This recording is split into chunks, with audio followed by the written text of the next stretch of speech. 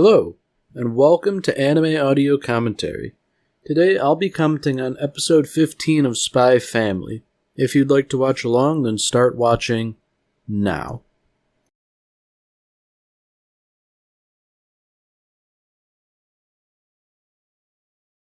Alright, I think this is a nifty little way of recapping the previous episode without, giving a lot of, expository dialogue. They're just sort of showing rather than telling the salient points and the highlights of the previous episode.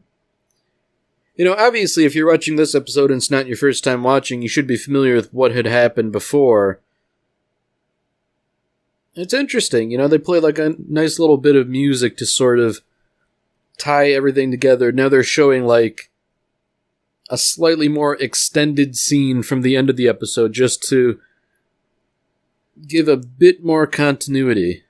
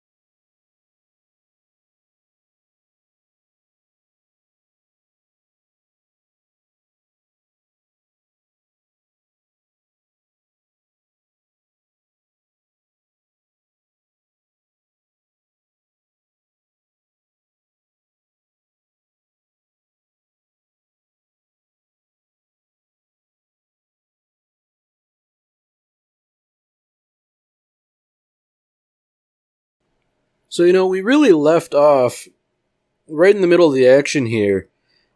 I think it's nice that ultimately Lloyd decided not to actually shoot the dog, but rather shoot the straps of the vest that contained the bomb. Granted, he sort of did this presumably at the expense of his arm. The dog latched right onto it. Although, knowing Lloyd, he's probably prepared, I don't know what you'd call it, some sort of body armor.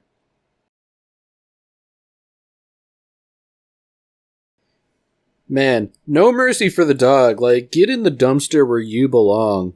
Wow.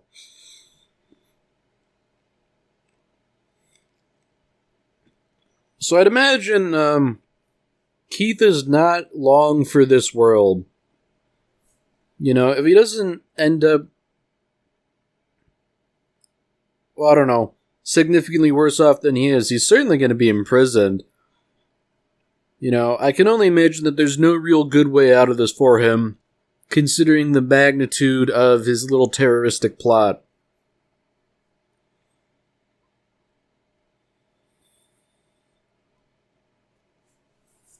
Unfortunately, Keith might have to answer to a power even higher than Lloyd's agency. It seems as though he's going to have to answer to Yor. She, of course, sees fit to just, casually kick a car off the road. I'm kind of almost reminded of Full Metal Alchemist in this regard, in that, when she's calling the police about what happened, she's just like, oh, I'm just a housewife, nothing suspicious here, even though she displays monstrous strength. I mean, even just considering, Newton's third law of motion, she didn't budge at all when she hit the car. That's insane.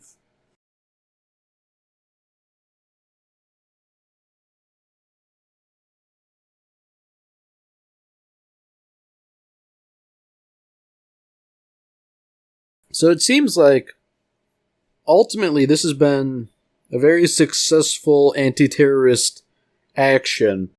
You know, Lloyd still has to get back to his family and sort of come up with a cunning lie about why exactly he was in the bathroom for so long, but honestly, that's probably the least of his issues here.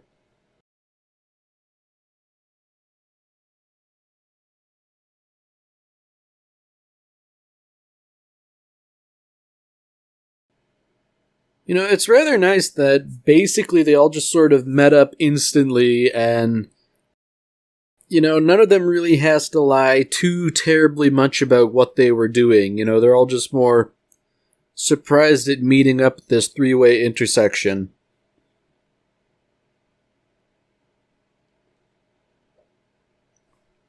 I mean, really, I think Lloyd's just happy that even though they got dragged into all this business, you know, they don't really seem any wiser about what had actually been going on.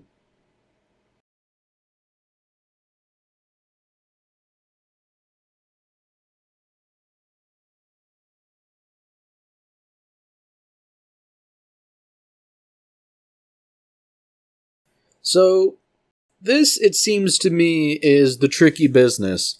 Because obviously, the dog is a genetic experiment. Lloyd seemingly knows that they can't just let this dog run around free. And presumably that means they couldn't really adopt the dog either. But, you know, this dog went to great lengths to not only protect and save Anya, but also to avert what would have otherwise been a disaster. So, you know, surely they can't just hand this dog over to the government for presumably euthanization.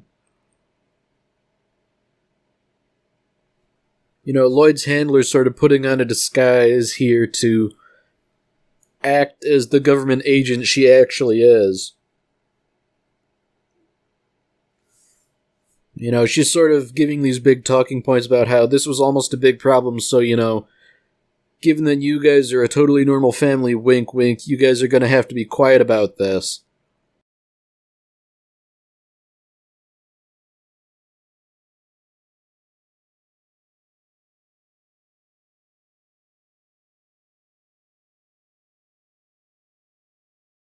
So I think this exchange really kind of captures how children think pretty well.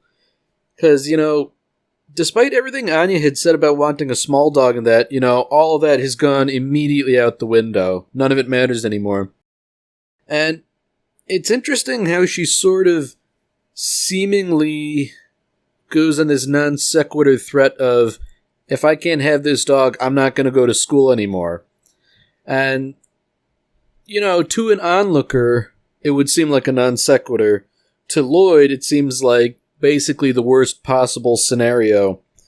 But, you know, Anya knows how truly important school is, and therefore, it's sort of like the one thing where she really has leverage, even if nobody else knows it. Fortunately, Lloyd and his handler are in a position where, you know, they can sort of relent on this area. Because, like, yeah, the dog is probably dangerous to some degree and a genetic experiment, but compared to the other dogs, the big fluffy white dog wasn't really seemingly keen on the plan.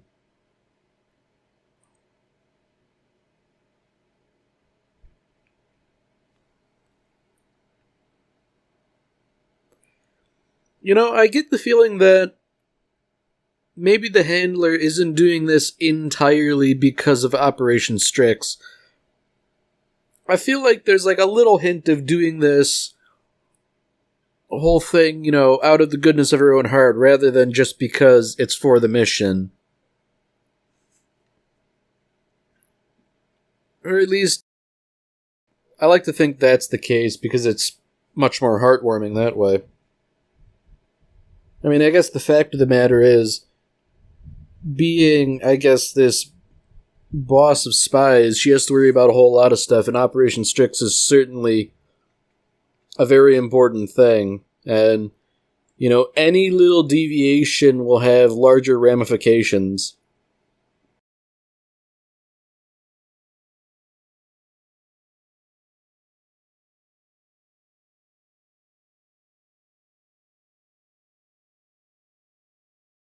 Yeah, it really is nice that after this first sort of really serious story arc, that things have ended well and sort of the status quo is sort of moving to the forefront again.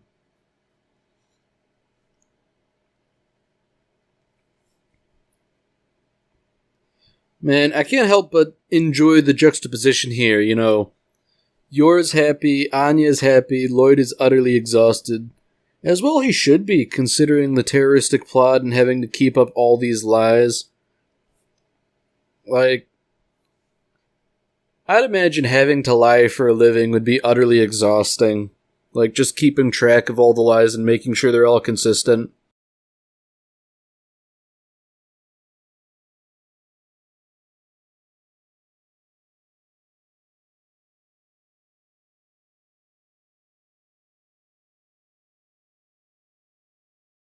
So here we have it, you know. The future the dog had predicted has now come to pass.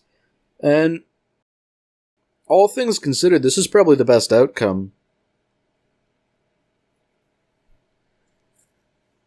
You know, it's interesting that naming the dog is now, like, the big problem, because obviously he did have a name, or rather a designation, you know, number 8, but I don't know, I feel like naming your pet is kind of an important thing, even if the tendency is to sort of come up with, like, little nicknames or pet names.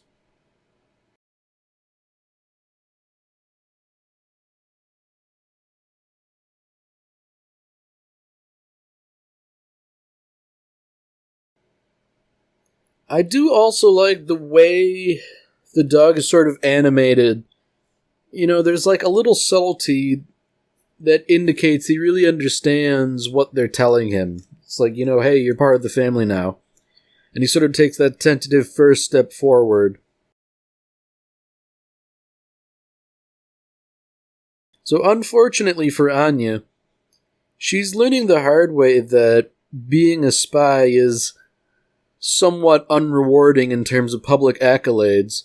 You know, she's not getting any Stella stars for her part in averting the bomb plot, so it really seems like if she wants to become an Imperial Scholar, that's going to be difficult. You know, she's going to have to make friends with Damien the hard way rather than sort of brute force all these Stella stars.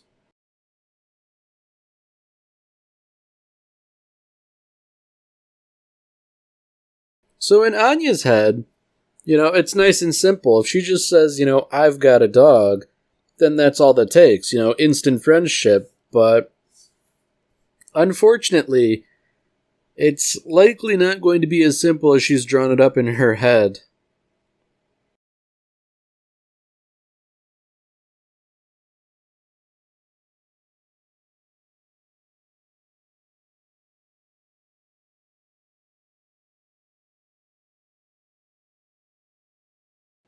So it seems like on the fundamentals of her dog, Anya is kind of lacking. You know, she doesn't know the breed, she doesn't know how old he is.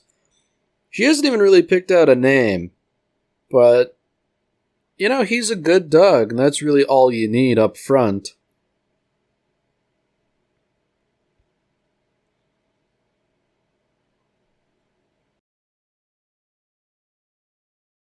Yep, Plain B's a bust. You know, the mere mention that she has a dog is not enough to earn friendship.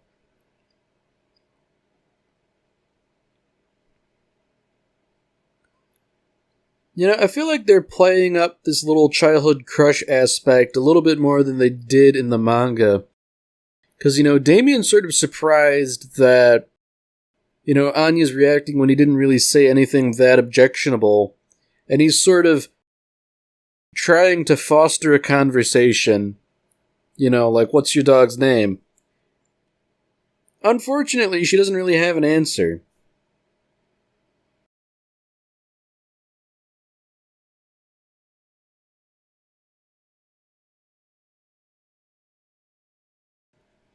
You know, I feel like in Anya's portrayal of what it's like to be a kid, I feel like they really nailed the quintessential aspect of not really planning ahead at all.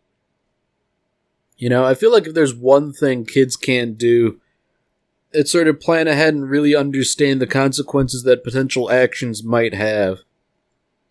You know, because if Anya had even thought for a second, like, what if somebody asked me what my dog's named? What am I going to answer?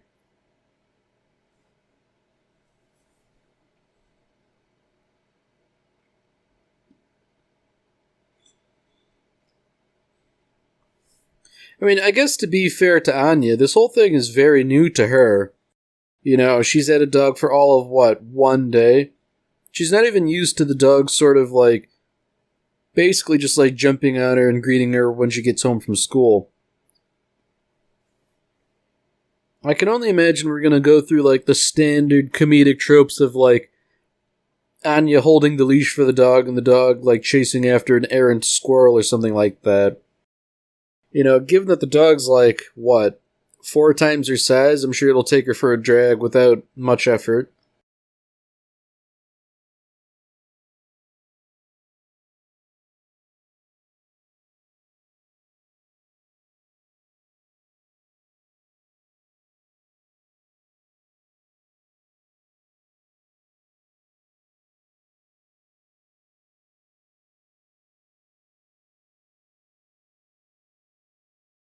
At least Anya's kind of upfront that she doesn't really know what to call the dog. I feel like Lloyd's not being especially helpful by giving all these sort of high-level rules, you know. Dogs can't distinguish between consonants very well, so they have to have strong vowel sounds. I feel like that's a little bit too much for a kid her age to really grasp firmly.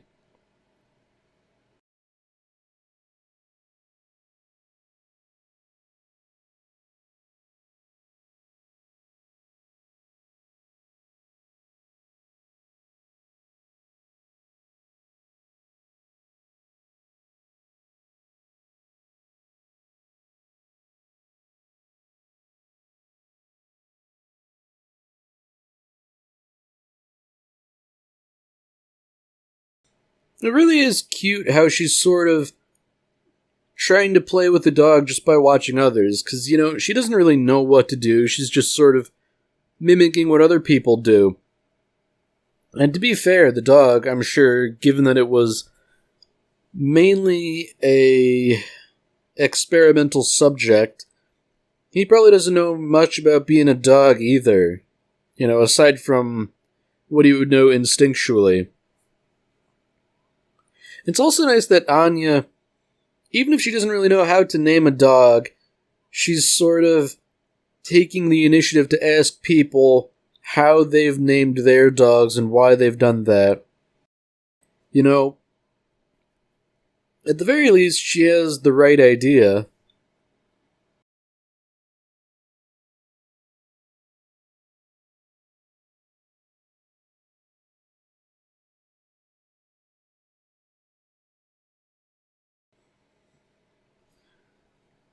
So, just in case we thought things were being too heartwarming and cheery, Lloyd has to darken the mood a little bit, you know.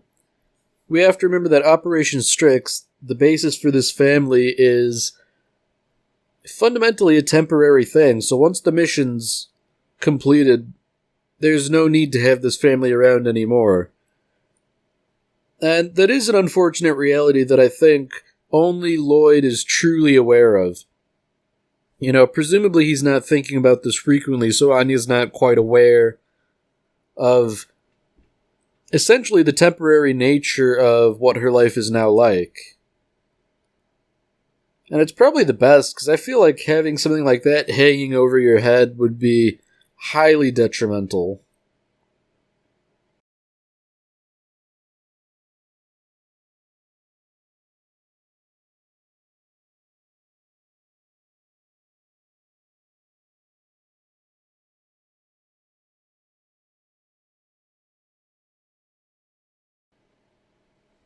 Here we go. You know, it's nice that the dog is protective without being overly aggressive, you know.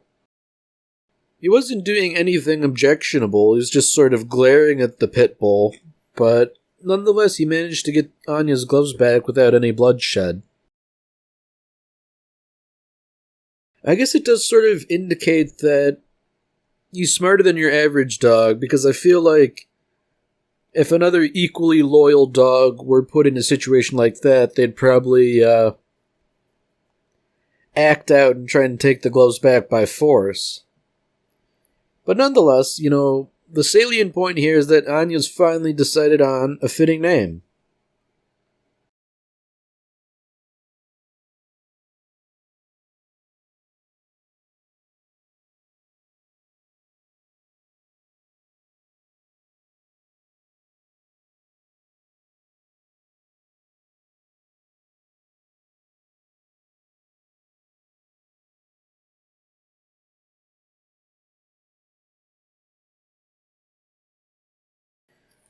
So given that Anya has named her dog after her favorite TV program, everything is now a mission. Mission 1, eat a delicious dinner.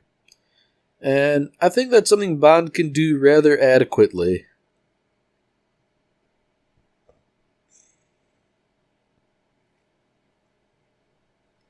Unfortunately, Anya is, I guess, becoming aware of the realities of owning a dog, especially when you live in what is essentially a small apartment.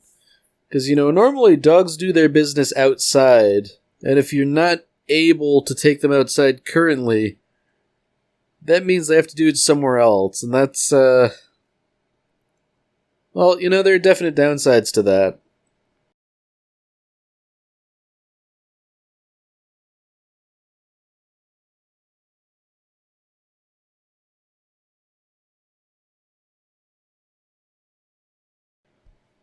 So, as is usual, Lloyd sort of has to be like the bad parent here, quote unquote, where he really needs Anya to like study and do her work and all that. But given how today has gone, with the bomb plot and then just naming the dog and all that stuff, how could you make her work if they've tired themselves out like they have? It's nice that even a ruthless spy like him has a heart and you can just let sleeping dogs lie, as it were.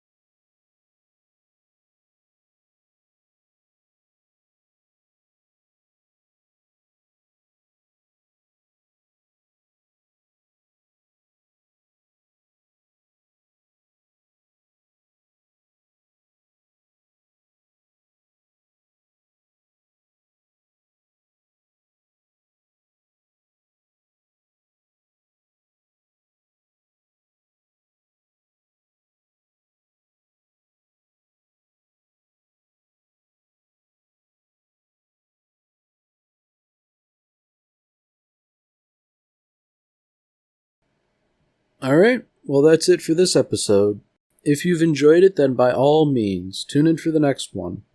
See you, Space Cowboy.